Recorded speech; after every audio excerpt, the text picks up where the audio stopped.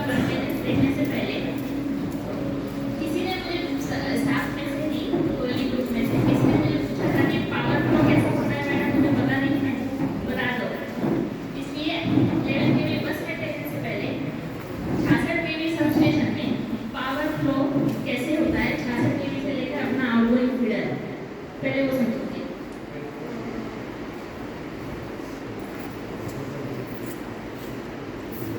આજે માહિતી છે ને ઘણા બધા આપણા એવા રિટાયર થવાના આરે કર્મચારી છે, એન્જિનિયર મિત્રો છે, એમને બી ખબર હોતી નથી, અવેરનેસ ના હોવાના લીધે। हाँ तो बोल रहा हूँ किसका सबस्टेशन है, कौन से स्टाफ यहाँ काम कर रहे हैं, पता चल रहा है कौन सा है, आज बताओ कौन कौन काम करता है। ओके, रानिया सबस्टेशन में 2 इनकमिंग लाइन होती है।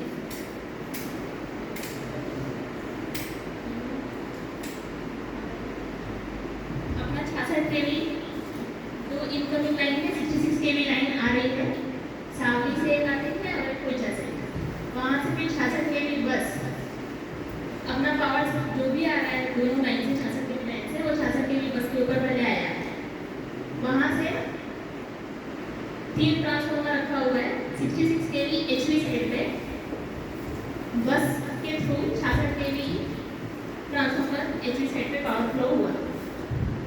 उसके बाद किसी को पता है क्या होता है, ट्रांसफार्मर क्या होता है? हाँ हाँ, तो ट्रांसफार्मर लेकिन करता क्या है? स्टेप डाउन, स्टेप अप और स्टेप डाउन दोनों आते हैं। हाँ, transformer step up step down दोनों करता है, उसका कोई काम नहीं है, खाली वो वोल्टेज जो है अपना ऊपर करेगा, हायर लेवल पे करेगा या नीचे लेवल पे करेगा। अपना 66 केवी सबस्टेशन में 66/11 केवी ट्रांसफार्मर है, इसका मतलब 66 केवी ऊपर से ले रहा है, उसके बाद उसको 11 केवी में कन्वर्ट करता है, ठीक है। तो लेवल नीचे जा रहा है वोल्टेज का, तो उसको स्टेप डाउन ट्रांसफार्मर बोलते हैं। Step down voltage step down करने के बाद 11 केवी से अपना केबल आता है, 11 केवी केबल, वो कहाँ जा रहा है? अपना कंट्रोल रूम में जो 11 केवी पैनल रखा हुआ है उसमें main 1 main 2 main 3 incoming main 1 main 2 main 3 में जाता है। उसके बाद जो भी आउटगोइंग फीडर्स है, एजी फीडर, डीजीवाई फीडर, इंडस्ट्रियल और एक्सप्रेस फीडर, तो हम पावर दे रहे थे। बेसिक समझ में आया 66 केवी सबस्टेशन में पावर फ्लो कैसे हो रहा है?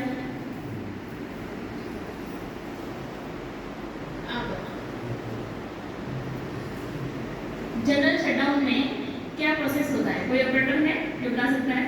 जनरल शटडाउन में क्या करते हैं पहले?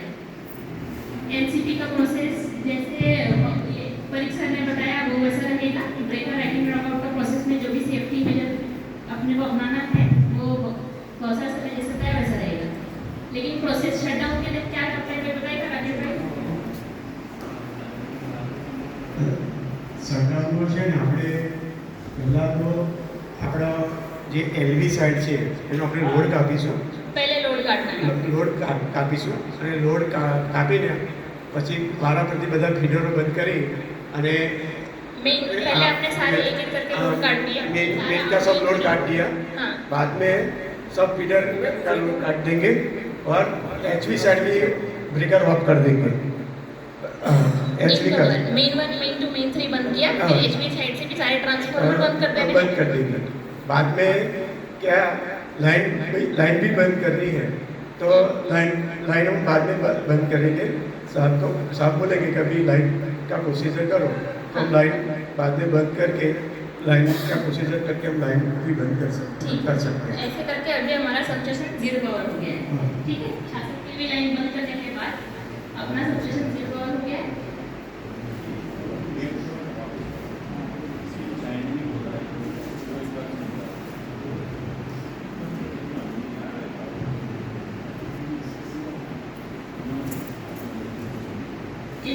आउटगोइंग पहले हमने क्या किया, जैसे राकेश भाई ने बताया वैसे 11 केवी सारे आउटगोइंग फीडर पहले बंद कर दिए, ठीक है।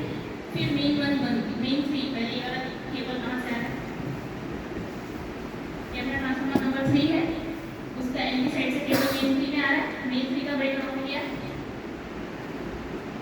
मेन 3 का ब्रेकर ऑफ करने के बाद आपका सिर्फ ब्रेकर ऑफ हुआ है, मतलब 11 के लिए बस में जो पावर जा रहा है वो मेन 3 जो केबल से जो पावर आ रहा है वो बस में जाना बंद हुआ है और केबल अपना लाइव है अभी। तो 11 के लिए मेन बंद किया, इसका मतलब ये है कि ट्रांसफार्मर के एलवी साइड आके कुछ काम चालू कर दिया। इसी तरह मेन 2 बंद किया, मेन 3 बंद किया, ठीक है। फिर एचवी साइड में एचवी साइड का ब्रेकर ऑफ कर रहे हैं, TR3 का ब्रेकर ऑफ करने के बाद एलवी साइड का पावर कट हुआ है।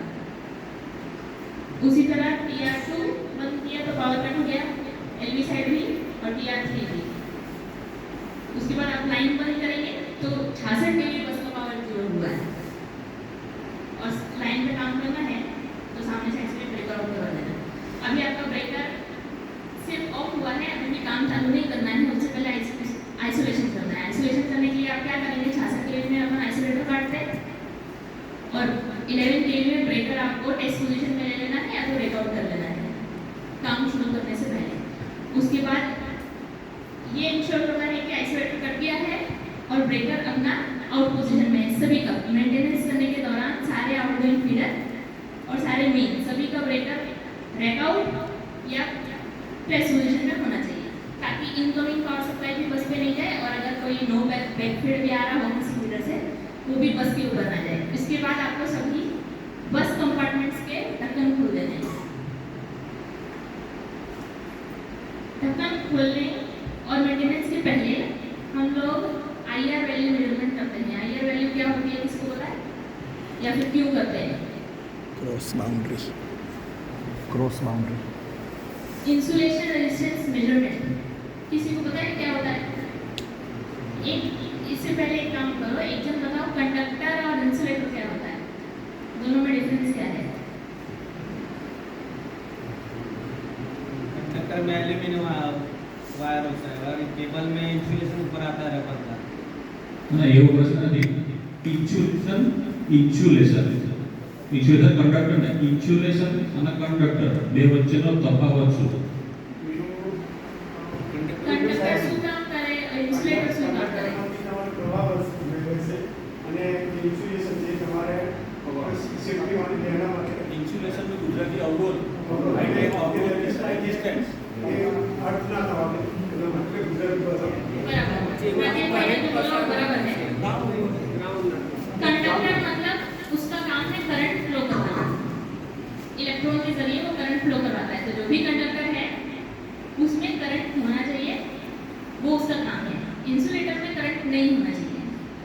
अगर इंसुलेटर खराब है अपना तो उसके थ्रू करंट फ्लो कर जाएगा और लेकिन हम जो है वो इंसुलेटर के बेसिस पे ही किसी भी जैसे वायर के ऊपर इंसुलेशन चढ़ा होता है तो खाली वायर में बेयर वायर नहीं होता तो हम लोग वायर पकड़ लेते हैं।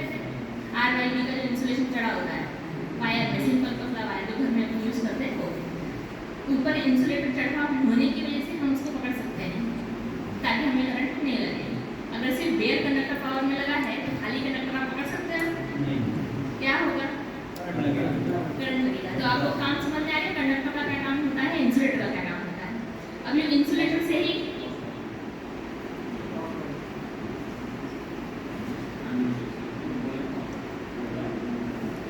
और 11 kV का ब्रेकर रेकआउट करने के बाद MGVCL से क्रॉस बाउंड्री स्विच भी कटवा लेते हैं। जैसे मैंने कंडक्टर और इंसुलेटर समझाया, इंसुलेटर से ही आता है अपना इंसुलेशन रेजिस्टेंस। रेजिस्टेंस मतलब अवरोध, करंट की प्रवाह को रोकना, उसका मतलब होता है रेजिस्टेंस।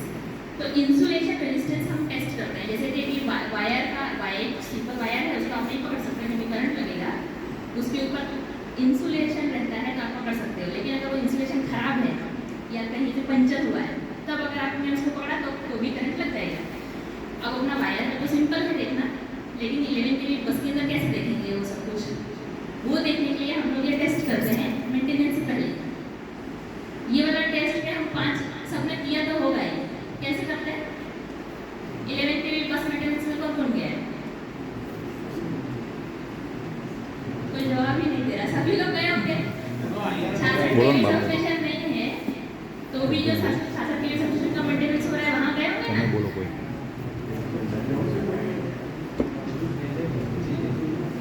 IR जयंती भाई बोलो। मेकर टेस्टिंग किसने किया मेकर है? से होता है, हाँ मेकर से इंस्टीट्यूशन मेकर से होता है। जैसे कि जेरोक्स एक कंपनी है, फोटोकॉपी काम है उसका, उसी तरह मेकर एक कंपनी है और IR वैल्यू टेस्टिंग उसका काम है। तो उसी को बोलते हैं मेकर टेस्ट देते हैं ना आप लोग, उसी में हम IR वैल्यू इंसुलेशन का रेजिस्टेंस कितना है वो टेस्ट करते हैं। 5000 वोल्टेज उसको हम देंगे और उसकी वैल्यू गीगा ओम्स में आनी चाहिए। गीगा ओम्स में वो बात कर वैल्यूज अगर आपका इंसुलेशन खराब है, खराब किस किस कारण से होता है वो बाद में देखते हैं, तो वैल्यू जो गीगा ओम्स में आनी चाहिए वो नहीं आएगी। और फिर जो वैल्यू आई है मेगा टेस्ट करने के बाद वो वैल्यू आप नोट कर लीजिए। उसके बाद मेंटेनेंस चालू करना है, पर प्रॉपर मेंटेनेंस